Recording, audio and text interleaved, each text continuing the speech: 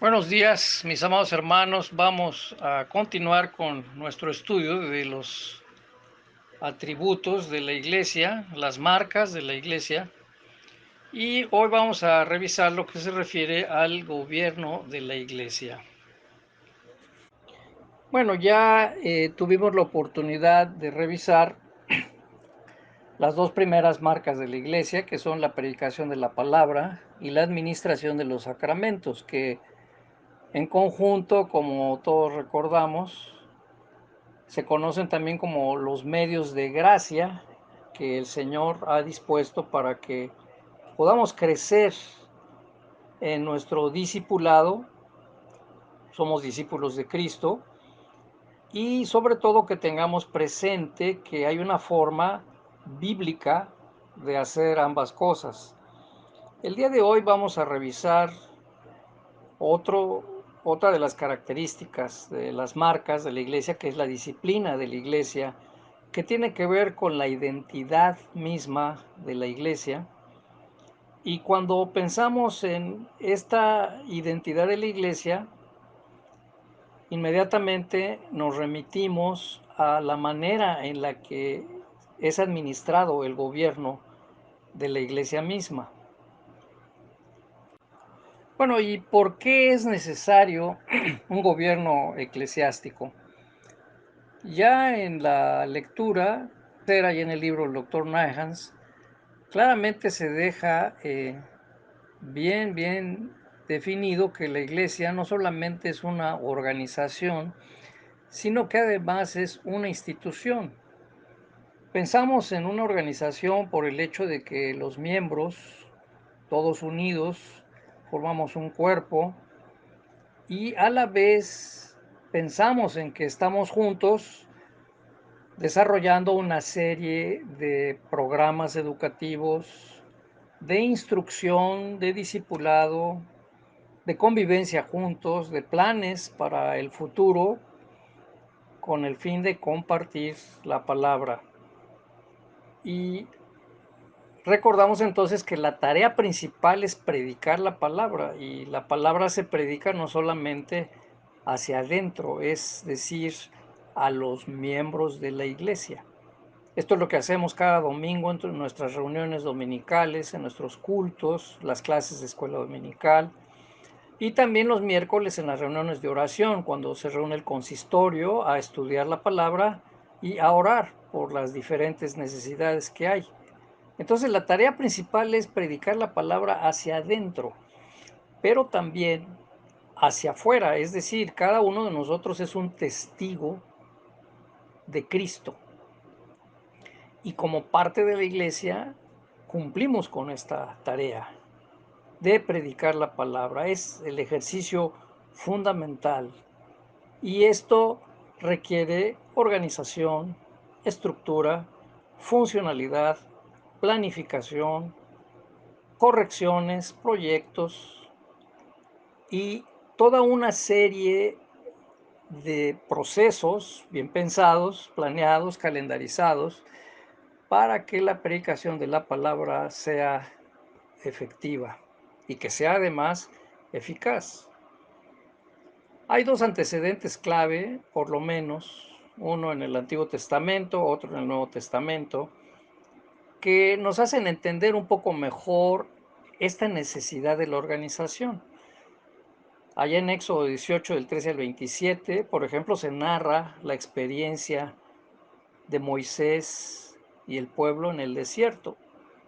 Específicamente, este pasaje se relaciona con la tarea que Moisés desempeñaba día tras día. Dice literalmente el pasaje, él se sentaba y todo el pueblo que tenía problema se formaba y desfilaba delante de él para exponerle la problemática de cada individuo, de cada familia en diferentes situaciones. Cuando Jetro, el suegro de Moisés, lo ve, inmediatamente le dice: no debes seguir haciendo esto porque vas a acabar contigo mismo y no vas a poder resolverle todo el asunto al pueblo.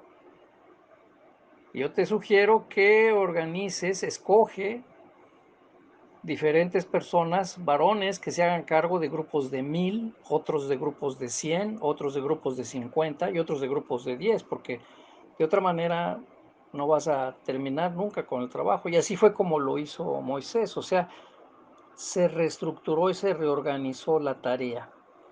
Lo mismo podemos decir, un caso similar allá en Hechos 6, del 1 al 6, cuando se hace el nombramiento por primera vez de los diáconos. Ustedes recuerdan que los recién convertidos, tanto judíos como griegos, empezaron a vivir juntos, ya bajo la nueva identidad de cristianos.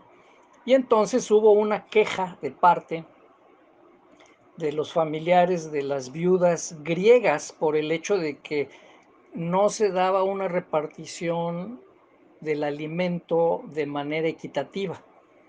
Y entonces ellos fueron y se quejan con los apóstoles, quienes inmediatamente, bueno, les dicen: hermanos, nosotros no podemos desatender la tarea de la oración y de la predicación de la palabra para servir las mesas. Entonces, organícense entre ustedes mismos, elijan a 7 varones de buen testimonio, o sea, personas confiables, que puedan desempeñar esta tarea tanto de coordinar como de vigilar que el reparto del alimento sea equitativo.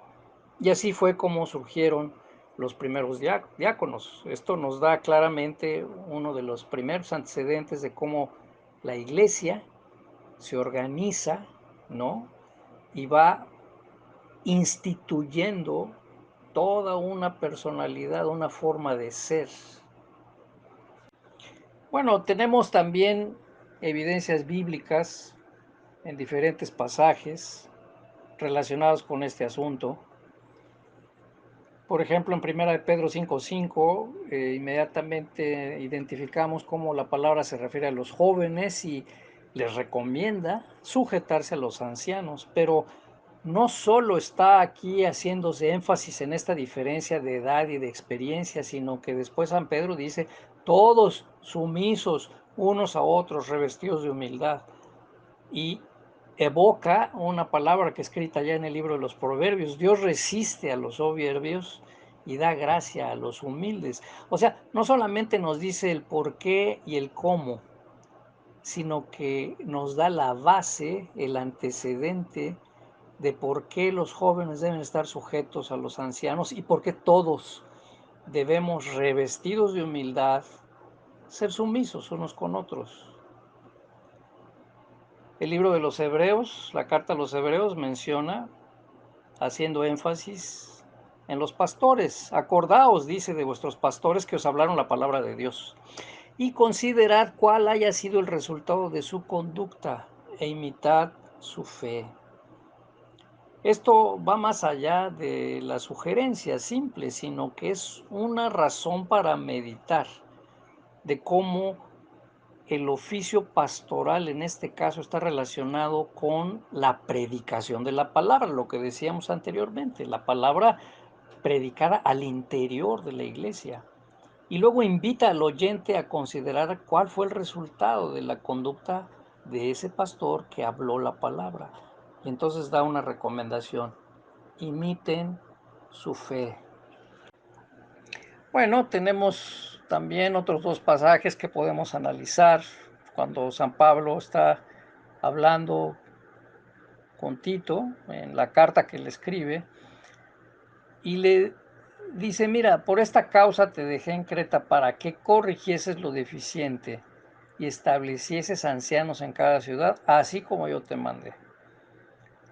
Dos grandes tareas: corregir lo deficiente y establecer ancianos. Y Pablo enfatiza que es una instrucción.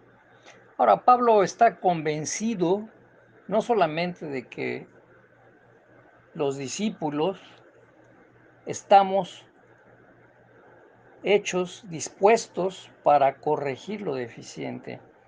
En este caso a Tito le da además la instrucción concreta de establecer ancianos, o sea, San Pablo está convencido de que hay una jerarquía, un orden en la iglesia, una estructura en la institución que es precisamente la identidad misma de la iglesia. haced todo decentemente y con orden, dijo en alguna otra ocasión San Pablo en alguna otra de sus cartas. Y esto nos recuerda cómo es que la organización de la iglesia tiene siempre un propósito y tiene responsables. Filipenses 1:1 es otra ilustración muy precisa. Pablo y Timoteo, siervos de Jesucristo, a todos los santos en Cristo Jesús que están en Filipo, o sea, todos los santos, todos los escogidos, todos los hijos de Dios, todos los convertidos, todos los redimidos. Y luego destaca con los obispos y diáconos.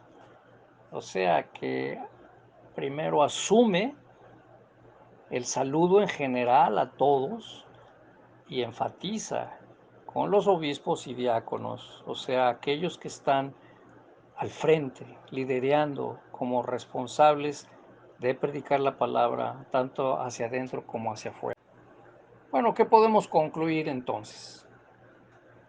Hermanos, nosotros creemos en una iglesia organizada. Creemos que la iglesia de la Biblia es una institución organizada, que tiene jerarquía, que tiene orden, en donde todos practicamos la humildad. Que el tipo de gobierno de la iglesia, por cierto, no es de nuestra completa libertad. Ciertamente, cuando viene a nuestra mente la palabra iglesia, inmediatamente muchos de nosotros lógicamente pensamos en ven con nosotros. Así que cuando pensamos en iglesia, pensamos en lo general, la iglesia en general, la iglesia universal y también la iglesia en particular, en este caso a la que nosotros asistimos. El tipo de gobierno en la iglesia no es de nuestra completa libertad, es decir, tiene un referente bíblico, lo cual no impide que nosotros hagamos aportaciones, ideas, que hagamos propuestas para el funcionamiento de la propia iglesia sin perder de vista que la tarea fundamental para lo que todos debemos estarnos capacitando es predicar la palabra, compartir la palabra, testificar de Cristo. Esta es precisamente la necesidad de que la iglesia tenga un gobierno, un liderazgo, en donde este ir y venir de este proceso se dé de manera homogénea, idealmente, en todos. Y por eso es que nuestra responsabilidad como miembros de Ven con nosotros es estudiar e interpretar correctamente el modelo bíblico de organización. ¿Cuál es la mejor forma de organizarnos? Depende de circunstancias, depende de tareas, depende de personas, depende del sitio, depende de la época del año, es responsabilidad nuestra, pero nuestro referente siempre es la iglesia de la Biblia, que como nos dimos cuenta, no está solamente en el Nuevo Testamento, ¿no? Sino que el ejemplo de Moisés allá en el desierto y con el consejo que recibió de Jetro, su suegro, son un excelente ejemplo de cómo el pueblo de Dios ha venido transitando poco a poco a lo largo de la historia. Nosotros hemos sido incluidos ya aquí en este pueblo y por eso es que debemos reflexionar y participar en esto del gobierno de la iglesia. Pues quiera Dios que el Señor siga instruyéndonos y ayudándonos en todo. Vamos a orar. Señor, te damos muchas gracias porque nos das esta oportunidad de poder considerar tu palabra, de tener presente, Señor, tu designio, tu voluntad perfecta de formar un pueblo para adorarte, para servirte, para proclamar tu nombre, para llevar, Señor, tu palabra dentro y fuera de la iglesia. Señor, rogamos, humildemente te pedimos, Señor, que nos ayudes a todos a consolidar las tareas dentro de Ven con nosotros, a predicar la palabra y a amarnos, a mantenernos unidos en humildad, sujetos unos a otros, bajo tu dirección y bajo la dirección de los ancianos, de los diáconos y de cada uno, Señor, de los que profesamos tu nombre. A ti sea la gloria hoy y por la eternidad, Señor Jesucristo. En tu nombre oramos. Amén.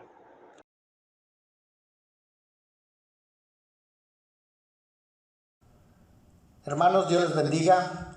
Damos gracias a Dios en esta mañana porque hemos podido llegar ya al último domingo de agosto.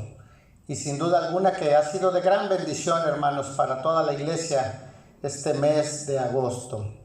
Hoy, 29 de agosto, vamos a tener nuestro culto de adoración. Vamos a hacerlo, hermanos, vamos a preparar nuestro corazón, nuestra mente, nuestro espíritu para alabar a nuestro Dios. Vamos a escuchar el preludio, el poder de tu palabra.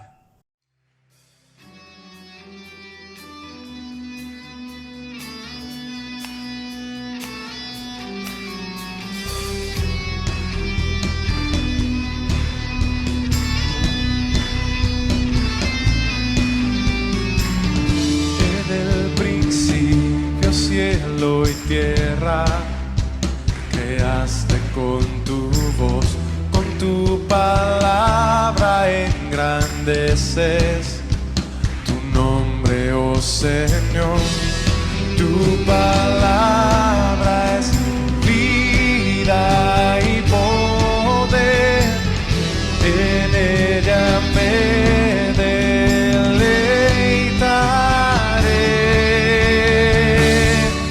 Por el poder de tu palabra te revelaste a mí, dio nueva vida y esperanza a mi corazón. Pongo mi fe en tus promesas, confiaré en ti, yo cantaré de tu palabra, será mi pasión. Y haga para siempre en mí, luz a todo mi vivir, escrita en mi corazón, tuyo ahora soy, Señor. Cuánto amo tu palabra, es lámpara a mis pies, me guarda en todos mis caminos, más dulce que la miel, una espada poderosa, inconmovible, siempre fiel. Por el poder de tu palabra te revelaste a mí, dio nueva vida y esperanza a mi corazón. Pongo mi fe en tus promesas, yo confiaré en ti, yo cantaré de tu palabra, será mi pasión. Y haga para siempre en mí, luz a todo mi vivir, escrita en mi corazón, tuyo ahora soy, Señor.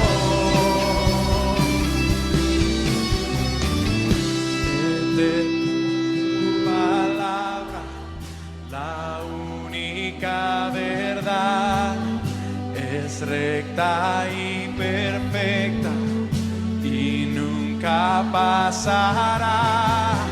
Me limpia y santifica, me da seguridad, deseable más que el oro, tesoro sin igual, refugio y alimento, fuego consumidor, confronta y da consuelo, discierne el corazón, se rinden las naciones ante su autoridad.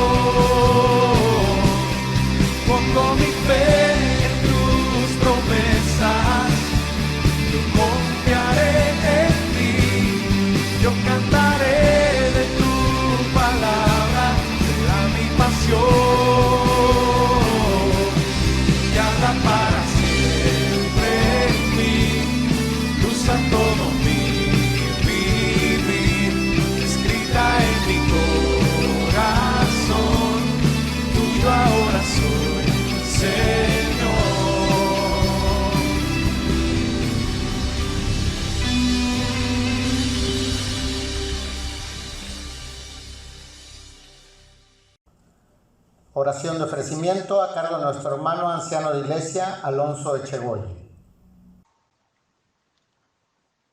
Señor, venimos delante de ti agradecidos, con corazón sincero, evocando, Señor, la palabra tuya que dice, no a nosotros,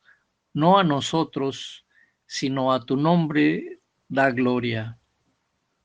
Y nosotros, Señor, ahora queremos también darte la gloria, rogando, Señor, por todos y cada uno de los miembros de esta iglesia, ven con nosotros. Señor, a la vez que podemos juntos reconocer que no somos perfectos, Señor, que hemos cometido errores en esta semana, que hemos simplemente faltado, Señor, a nuestras promesas, o que hemos olvidado, Señor, reconocerte a ti en todos nuestros caminos, que gracias a que tu palabra nos muestra, Señor, cómo somos y que tú nos conoces tal y como somos, nos has mostrado, Señor, también la enorme necesidad otra vez que tenemos de venir delante de ti y confesar que aún, Señor, tenemos que seguir siendo restaurados, tenemos que seguir siendo cambiados en nuestra forma de pensar, de sentir, de reaccionar, en nuestras emociones, en nuestros pensamientos, Señor. ¿Cómo podríamos ocultar delante de ti esto que tú has hecho evidente, Señor? Por eso venimos y confesamos, Señor, que no hemos hecho conforme a tu voluntad perfecta.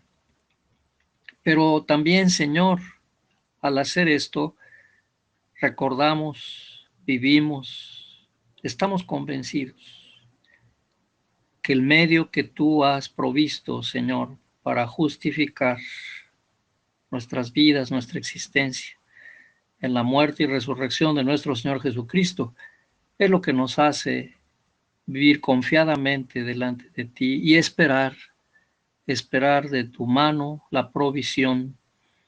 Señor, gracias porque podemos confesar nuestras fallas y esperar en tu provisión bendita, en tu providencia eterna, Señor. En el nombre de Cristo, nuestro Señor y Salvador. Amén. Tengamos, hermanos, el llamado a la adoración que dice así: para siempre, oh Jehová, permanece tu palabra en los cielos. De generación en generación es tu fidelidad. Tú afirmaste la tierra y subsiste. Por tu ordenación subsisten todas las cosas hasta hoy, pues todas ellas te sirven. Entonemos el himno número 9, Santa Biblia.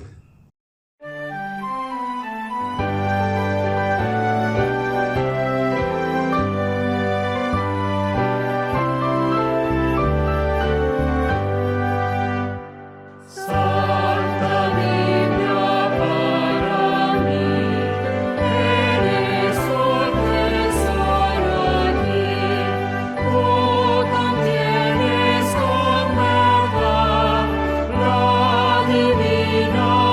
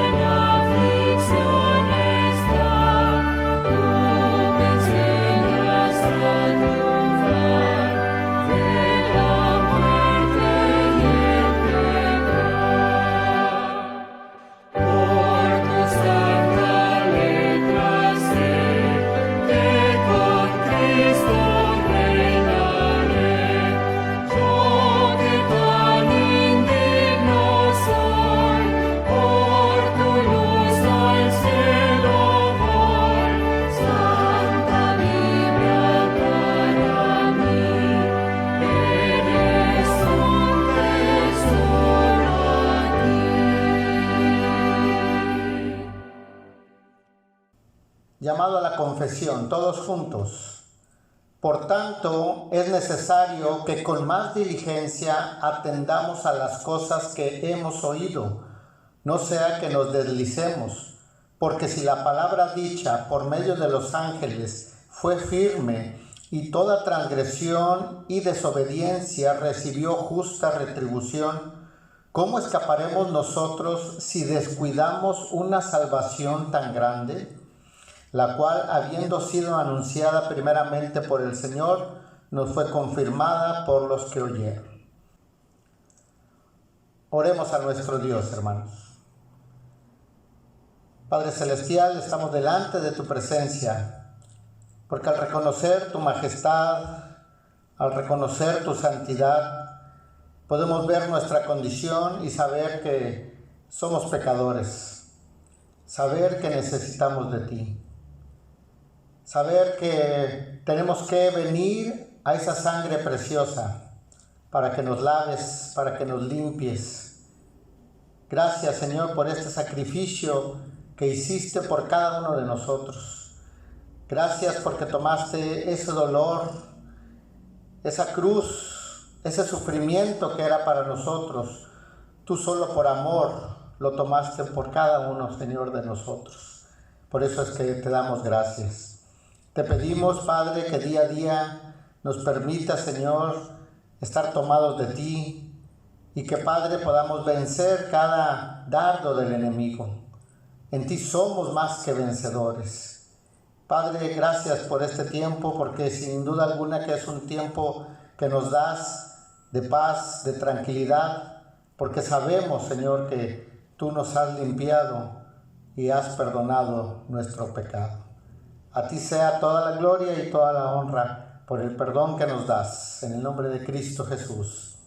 Amén. Seguridad del perdón.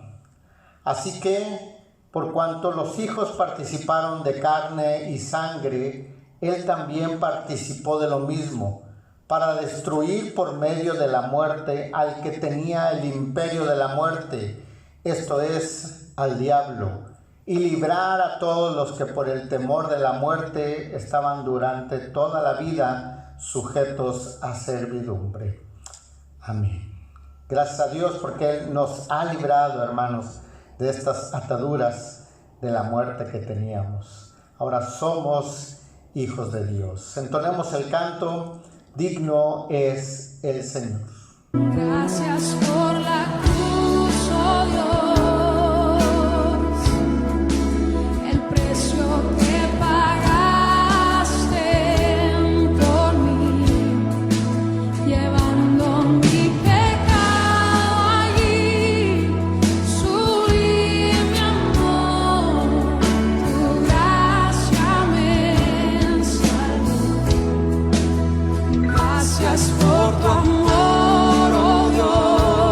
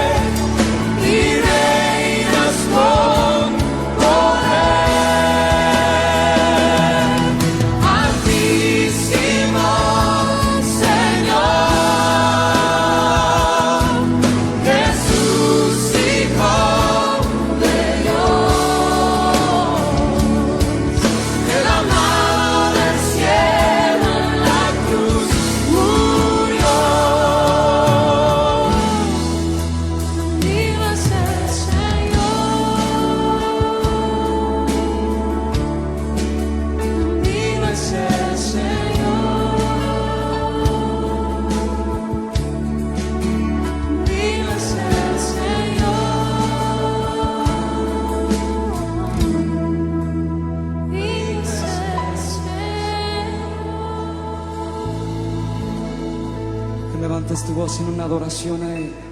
Dile, Señor, tú eres digno, Señor. Este es un día muy especial, hermanos, porque podemos celebrar el Día del Pastor.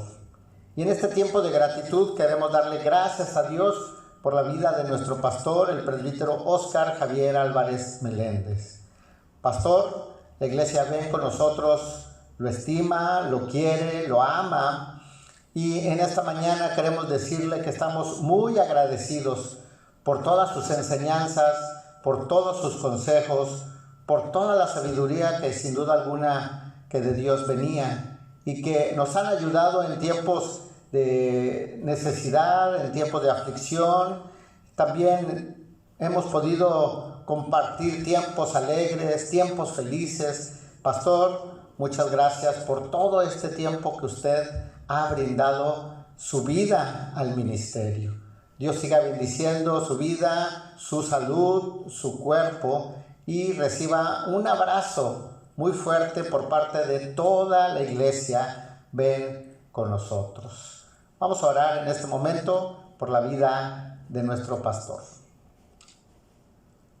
Padre Celestial, te damos gracias por la vida de nuestro pastor, el presbítero Óscar Javier. Sin duda alguna, Señor, que tú lo llamaste en su momento. Tú tenías un plan para él. Tú querías que él te sirviera en el ministerio. Y así lo hizo en su tiempo. Él se entregó en tiempo, toda su vida, sus esfuerzos, su familia la puso a tus pies. Y en esta mañana, Señor, estamos contentos, alegres, porque podemos decirte gracias. Gracias por su vida. Queremos rogarte para que tú sigas siendo en su corazón, en su mente, que siga siendo en su salud. Ayúdalo, Señor, dale fortaleza y permítele vivir muchos años más, Señor, si así es tu voluntad. Gracias, Señor, porque ha dejado un gran ejemplo a nuestra iglesia, un gran ejemplo a imitar. Gracias por la vida de él y de nuestra hermana Elizabeth. Te lo pedimos en el nombre de Cristo Jesús. Amén.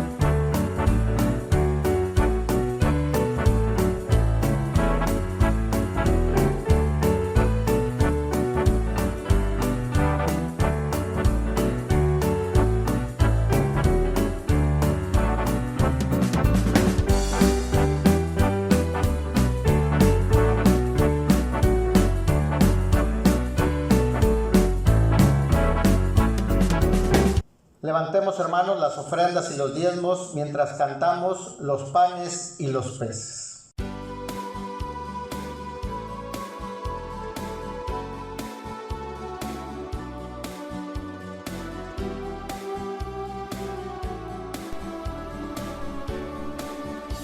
Un niño le dio al Señor sus panes y sus peces.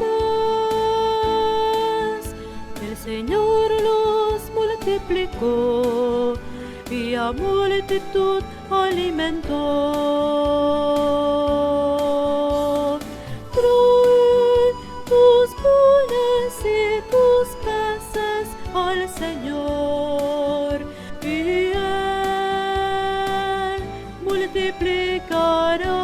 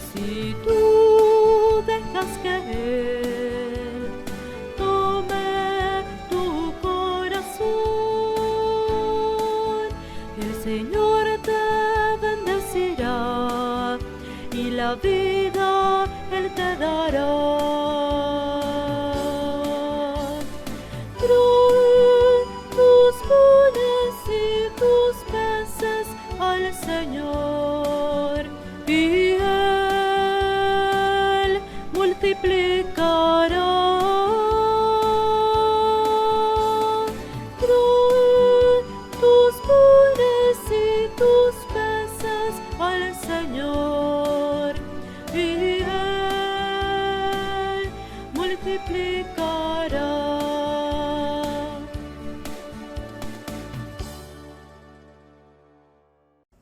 Alabemos a nuestro Dios, hermanos, con el himno Bellas palabras de vida, de tus mandatos tengo sed.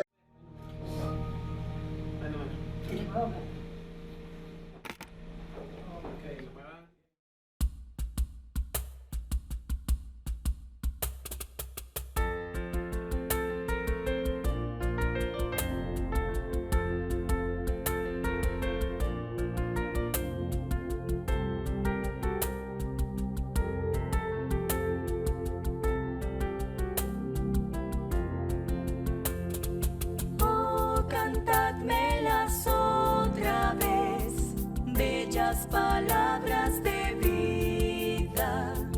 Hallo en ellas mi gozo y luz, bellas palabras de vida.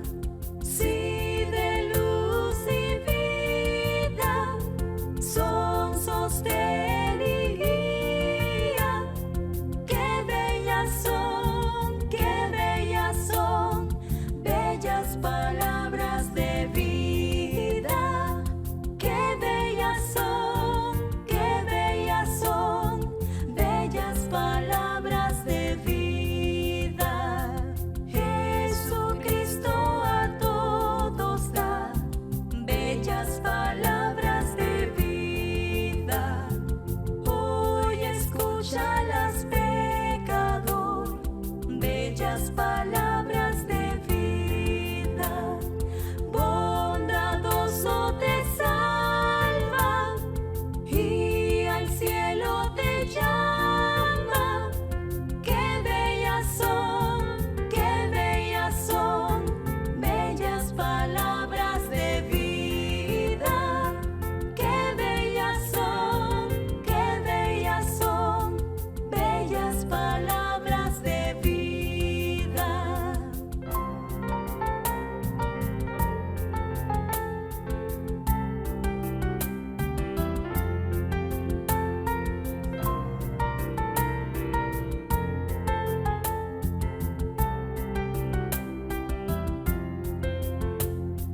Grato el cántico sonará, bellas palabras de vida.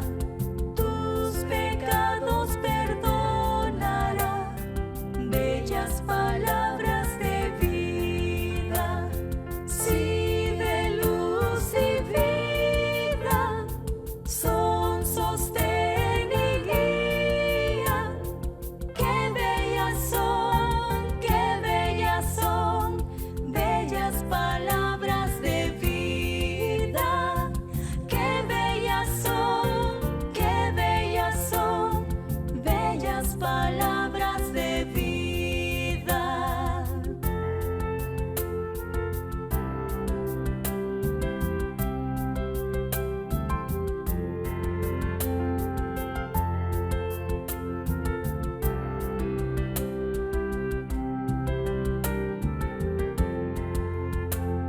Sí, de luz y vida, son sostén y guía.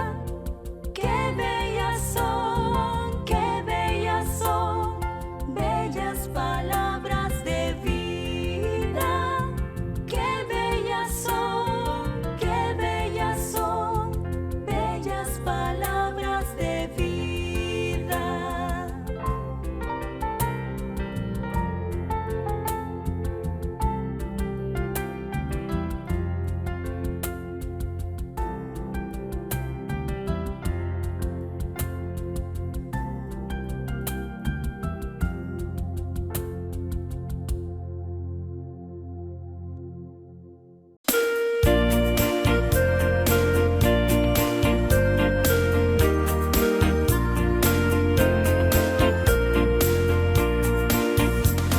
De tus mandatos tengo sed, reclamo yo tu amor. Mi alma ve y ten merced de mi buen Salvador. Tu luz divina hazme ver y queremos conocer.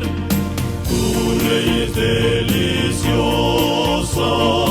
y tus promesas son más ricas y que todo don, y tu palabra hermosa que oro más preciosa.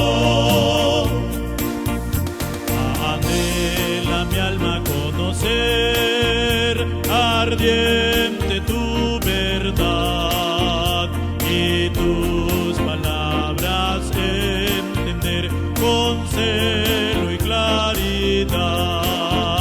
Delicia tu palabra es mi luz gloriosa de mi ser. Tu ley es deliciosa y tus promesas son más ricas y que todo don, y tu palabra hermosa que oro más preciosa. Tu ley yo amo, oh Jesús, pues ella goces la constante sigo yo su luz y mi alma vencerá. Más grata tus palabras son que todo bien y posesión. Tu ley es deliciosa y tus promesas son más ricas y que todo don, y tu palabra hermosa que oro más preciosa.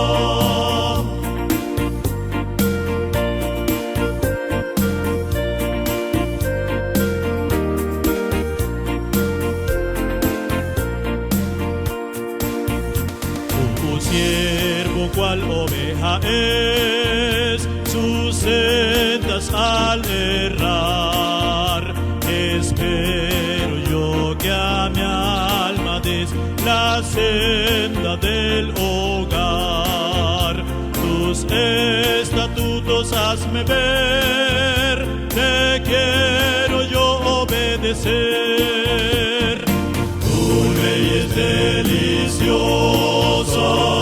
y tus promesas son más ricas y que todo don, y tu palabra hermosa que oro más preciosa.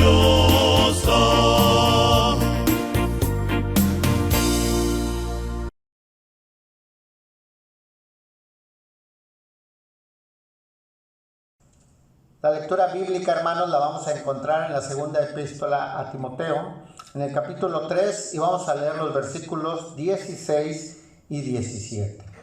Dice la palabra de nuestro Dios: Toda la escritura es inspirada por Dios y útil para enseñar, para redarguir, para corregir, para instruir en justicia, a fin de que el hombre de Dios sea perfecto, enteramente preparado para toda buena obra.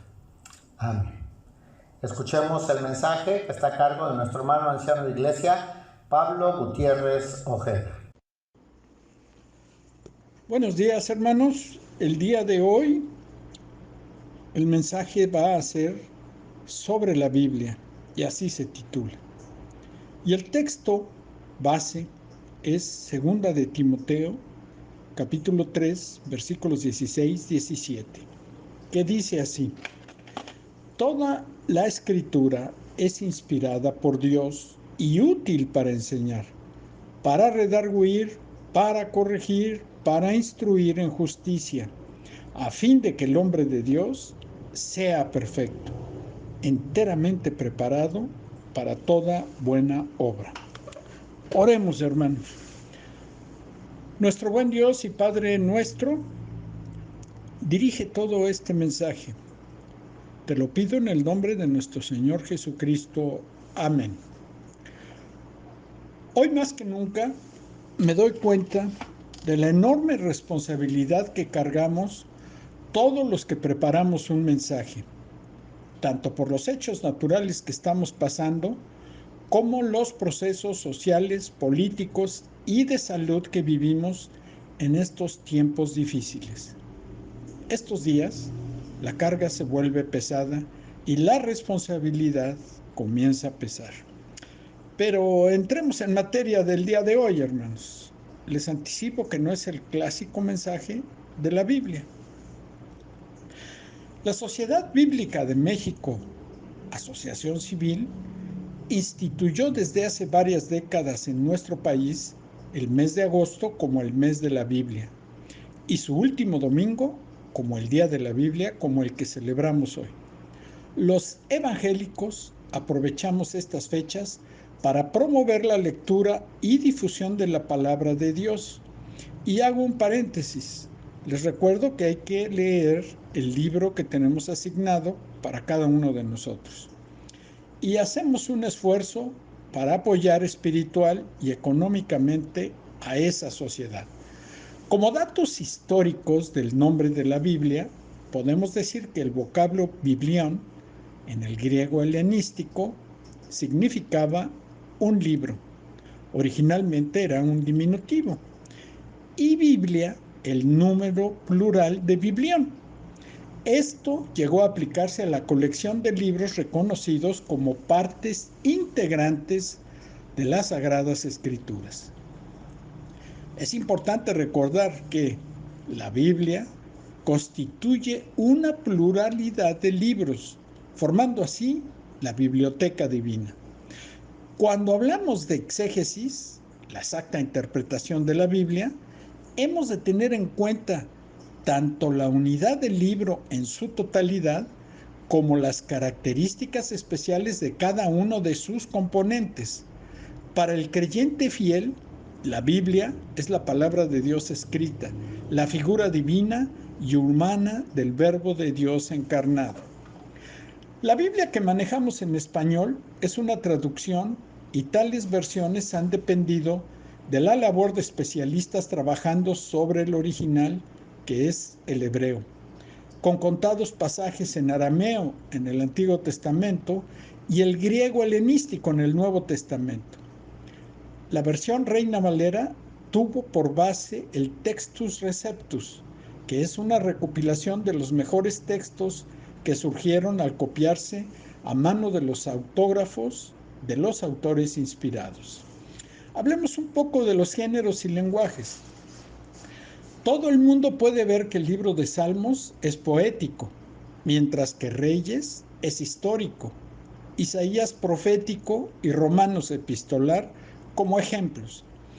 Y habiendo esta gran riqueza de géneros literarios en la biblioteca divina, se comprende fácilmente que las características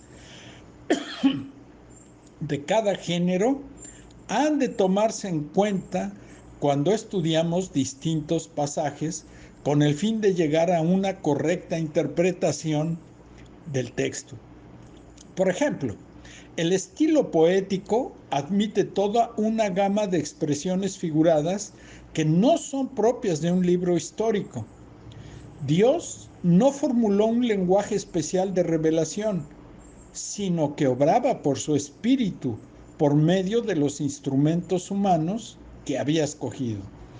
Ya hemos visto que estos eran muy distintos en su personalidad y preparación, reflejándose estas diferencias en sus escritos, ya que el proceso de inspiración es vital y no mecánico. ¿Es posible probar que la Biblia es la palabra de Dios? Al declarar que cierta colección de libros que surgieron de las experiencias de Israel primeramente y posteriormente de la Iglesia del primer siglo y constituye la palabra de Dios escrita, hemos de esperar que alguien diga, ¿cómo pueden saber esto? ¿En qué se diferencia la Biblia de los escritos sagrados de la India, Persia, del Corán, etcétera? Si citamos versículos de la misma Biblia, un escéptico puede decir, no podemos fiarnos del testimonio que la Biblia da de sí misma, pues equivaldría, por ejemplo, a aceptar la pretensión de cualquier ciudadano de ser médico. En tal caso, exigiríamos el testimonio de otros y la presentación de documentos fidedignos. De igual modo, queremos saber cómo podemos aceptar la inspiración de la Biblia por textos de prueba sacados del libro mismo. Para personas que no hayan experimentado la potencia divina de la Biblia, pues estas objeciones son legítimas y deberíamos poder explicar nuestra fe como de esta siguiente manera, pero no es la única.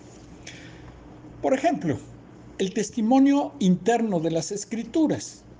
Si el Espíritu Santo nos dio la Biblia, el mismo Espíritu es capaz de llevar al corazón del lector humilde y que de verdad busca a Dios en la palabra, la convicción de que existe una diferencia esencial entre la sustancia de la Biblia y la de cualquier otro libro, por valioso que éste sea, pues dentro de su propio cometido. Cuando leemos la Biblia, y cada uno de nosotros lo ha sentido, arden los corazones de quienes meditamos en ella en oración. Y estamos prestos a oír lo que Dios nos ha de decir. Y se han producido marcados cambios en muchas vidas, empezando por la de nosotros. Y como dice el versículo de Hebreos 4:12, porque la palabra de Dios es viva y eficaz, y más cortante que toda espada de dos filos, y penetra hasta partir el alma y el espíritu, las coyunturas y los tuétanos, y discierne los pensamientos y las intenciones del corazón. Así que quien lea la Biblia tendrá la posibilidad de ser abiertos los canales y sentidos espirituales y sentir y entender que la Biblia es la palabra de Dios. Ahora, ¿cuál es el propósito de la palabra de Dios? Pues es la revelación que da Dios de sí mismo y da también a conocer el plan de salvación y redención, siendo la culminación histórica en el Monte Calvario con las siguientes etapas. A. El propósito divino se centra en el Hijo. B. Figuras y profecías presentados en el Antiguo Testamento coinciden. C. La realización histórica de la obra de los evangelios. D. La explicación doctrinal de la obra en las epístolas. Y por último, el triunfo final del Cordero en el Apocalipsis. Dentro de la inspiración de las Sagradas Escrituras, cito los pasajes clásicos del Nuevo Testamento que definen el proceso de la inspiración de los profetas del Antiguo Testamento, dejando con claridad que es la palabra de Dios. Y utilizo como primera el que escogí como base, 2 de Timoteo 3, 16-17. Toda la Escritura es inspirada por Dios y útil para enseñar, para redarguir, para corregir, para instruir en justicia, a fin de que el hombre de Dios sea perfecto, enteramente preparado para toda buena obra. La frase, toda la Escritura es inspirada por Dios, puede traducirse por la expresión, toda Escritura tiene el soplo de Dios, tanto al recibir el profeta el mensaje como al declararlo, siendo todo ello obra del Espíritu Santo. El siguiente texto, Primera de Pedro 1, versículos 10 al 12, y dice así: los profetas que profetizaron de la gracia destinada a vosotros inquirieron y diligentemente indagaron acerca de esta salvación, escudriñando qué persona y qué tiempo indicaba el Espíritu de Cristo que estaba en ellos, el cual anunciaba de antemano los sufrimientos de Cristo y las glorias que vendrían tras ellos. A estos se les reveló que no para sí mismos, sino para nosotros, administraban las cosas que ahora os son anunciadas por las que os han predicado el Evangelio por el Espíritu Santo enviado del cielo, cosas en las cuales anhelan mirar los ángeles. El Espíritu no obraba aparte de los profetas, pero les llevaba a la expresión de verdades que ellos mismos a veces no podían comprender aún en su plenitud. Último y tercer versículos. Segunda de Pedro, capítulo 1, versículos 19-21. Tenemos también la palabra profética más segura, a la cual hacéis bien en estar atentos como a una antorcha que alumbra en lugar oscuro hasta que el día esclarezca y el lucero de la mañana salga en vuestros corazones. Entendiendo primero esto, que ninguna profecía de la Escritura es de interpretación privada, porque nunca la profecía fue traída por voluntad humana, sino que los santos hombres de Dios hablaron siendo inspirados por el Espíritu Santo. En esta cita se corrobora el testimonio de las dos primeras y que no fueron obras personales de parte de los profetas. Las tres citas plasman con claridad la doctrina apostólica de la inspiración que se confirma con las referencias del mismo Señor y de los apóstoles al texto del Antiguo Testamento, siempre considerado como autoritativo, puesto que se originó en el soplo de Dios. La composición de la Biblia. La Biblia se divide en dos testamentos, el Antiguo y el Nuevo. El primero explica la revelación de Dios con anterioridad al nacimiento del Mesías, y el segundo presenta la persona y obra del Hijo con la doctrina apostólica que se basa sobre ellas. El Antiguo Testamento consta de 39 libros y los podemos dividir de la siguiente manera. El Pentateuco: Génesis, Éxodo, Números, Levítico y Deuteronomio, los 5 libros de Moisés, y constituyen una amalgama de distintos géneros literarios, o sea, hay porciones históricas, biográficas, poéticas, legales, tipológicas, etc. Dios se revela no solo por el mensaje, sino también a través de sus obras que llegan a formar parte de la historia del pueblo judío. Los libros históricos, desde Josué, Jueces, Ruth, Primera y Segunda de Samuel, Primera y Segunda de Reyes, Primera y Segunda de Crónicas, Esdras y Nehemías. Algunos ponen aquí a Esther.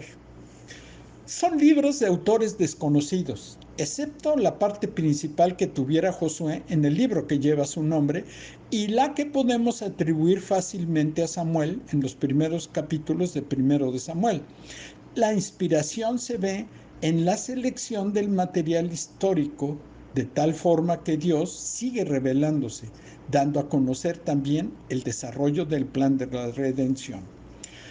Los libros poéticos y de sabiduría: Esther, Job, Salmos, Proverbios, Eclesiastés y Cantares. Surgen de la honda experiencia interna de hombres piadosos, pero la parte humana se sublima. En otras palabras, se eleva a las alturas de verdades divinas por medio de la obra inspiradora del Espíritu Santo. Los proverbios recogen la sabiduría práctica del pueblo, plasmada en sentencias breves y tajantes, pero tanto salmos como proverbios se citan en el Nuevo Testamento como palabra inspirada de Dios. Profetas mayores y menores: Isaías, Jeremías, Lamentaciones, Ezequiel, Daniel, Oseas, Joel, Amós, Abdías, Jonás, Miqueas, Nahum, Habacuc, Sofonías, Ageo, Zacarías, y terminamos con Malaquías. Ellos profetizaron los hechos por venir del pueblo judío, las invasiones y los exilios, así como el advenimiento del Mesías, su muerte y resurrección, así como la condenación del mal y reinado del Cordero al final de los tiempos. Y entramos al Nuevo Testamento. Los apóstoles fueron escogidos por el mismo Señor para que estuviesen con Él y para enviarles a predicar. Durante las últimas instrucciones del Maestro a sus discípulos, señaló la obra posterior que habían de realizar como depositarios de la verdad total en cuanto a su persona, ministerio y obra, prometiéndoles la ayuda del Espíritu Santo al ser guiados a toda verdad y al recibir las cosas del Hijo, para darlas a conocer a otros. Y hay muchas citas que hablan de esto. Después Pablo fue llamado expresamente por el Señor resucitado para testificar de su persona glorificada, juntamente con enseñanzas completas sobre la naturaleza de la iglesia. No todos los libros del Nuevo Testamento se escribieron directamente por estos apóstoles inspirados. Sin embargo, bajo la guía de la providencia de Dios, los escritores que no eran apóstoles trabajaban dentro del círculo apostólico, de modo que es legítimo subrayar la autoridad apostólica de todo el Nuevo Testamento, igual que el carácter profético de todo el Antiguo Testamento. Los evangelios. Es imposible exagerar la importancia de estos 4 escritos, Mateo, Marcos, Lucas y Juan, ya que contienen todo lo que Dios ha querido revelarnos sobre la persona y obra del Hijo encarnado durante su ministerio sobre la tierra, incluyendo las circunstancias de su nacimiento. Los hechos de los apóstoles. Como en el caso de los libros históricos del Antiguo Testamento, el Espíritu Santo inspiró al autor al seleccionar los datos históricos a su alcance y que se conformaban con el plan divino de la revelación, asegurando una historia perfectamente adaptada a la necesidad de vincular los evangelios con las epístolas y proveyendo el fondo de estas epístolas. Y entremos a las epístolas. Estos libros constituyen el fruto de la obra de Cristo, describiendo los hechos, el nacimiento y crecimiento de la iglesia, lo que entraña el tema del descenso del Espíritu Santo y las actividades de algunos apóstoles y sus colaboradores. Las epístolas surgen de la labor apostólica, siendo dirigidas a iglesias locales o a individuos, según exigían las circunstancias. Presentan además la doctrina cristiana y las prácticas de las iglesias. Y los libros son Romanos, primero y segundo de Corintios, Gálatas, Efesios, Filipenses, Colosenses, primera y segunda de Tesalonicenses, primero y segundo de Timoteo, Tito, Filemón, Hebreos, Santiago, primero y segundo de Pedro, primera y segunda y tercera de Juan, Judas y Apocalipsis. Bueno, Apocalipsis no. Apocalipsis, que es el último, continúa la obra reveladora de Isaías, Jeremías y sobre todo de Daniel del Antiguo Testamento y da evidencia a la inspiración del Espíritu Santo a través de Juan, pese a la dificultad del lenguaje simbólico que lo caracteriza. Hermanos de Ben, los avances de la ciencia no han podido negar las verdades que están escritas en el libro sagrado, la Biblia. Sin embargo, a pesar de todos los avances y que vivimos en la época de mayor conocimiento, también es la de mayor escepticismo. Al día de hoy, muchas personas dudan de la eficacia de las vacunas y creen más en el engaño de los rumores, al mismo tiempo que surgen tantas y variadas corrientes religiosas y filosóficas. Las personas creen más en lo instantáneo y no en lo verdadero y eterno. Razones para incrementar nuestra fe y trabajo en la obra del pan divino, que gracias a Dios todos conocemos. Así que solamente me queda decirles y recordarles, toda la escritura es inspirada por Dios y útil para enseñar, para redarguir, para corregir, para instruir en justicia, a fin de que el hombre de Dios sea perfecto, enteramente preparado para toda buena obra. Amén. Gracias, Señor, por estos momentos en que podemos instruirnos en tu palabra, herramienta fiel y necesaria para nuestras vidas, que la podamos leer, comprender y atesorar. En el nombre de nuestro Señor Jesucristo. Amén. Que la sangre sacrificial de nuestro Señor Jesucristo, el inmenso amor perdonador del Padre y la comunión consoladora del Espíritu Santo sean con ustedes, con sus familias, con todo el pueblo de Dios, el pueblo del pacto, ahora y siempre. Amén.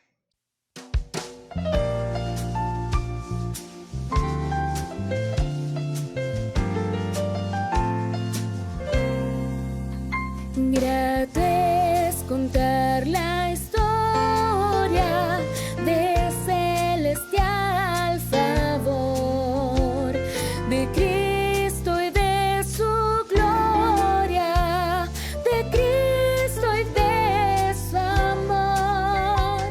Me agrada referirla, pues sé que es verdad y nada satisface cual ella mi ansiedad.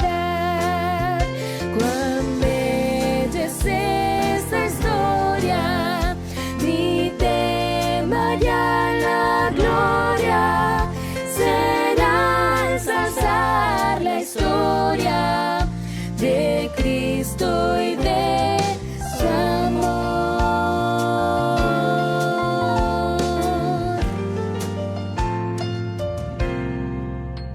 Grato es contar la historia de todas la mejor.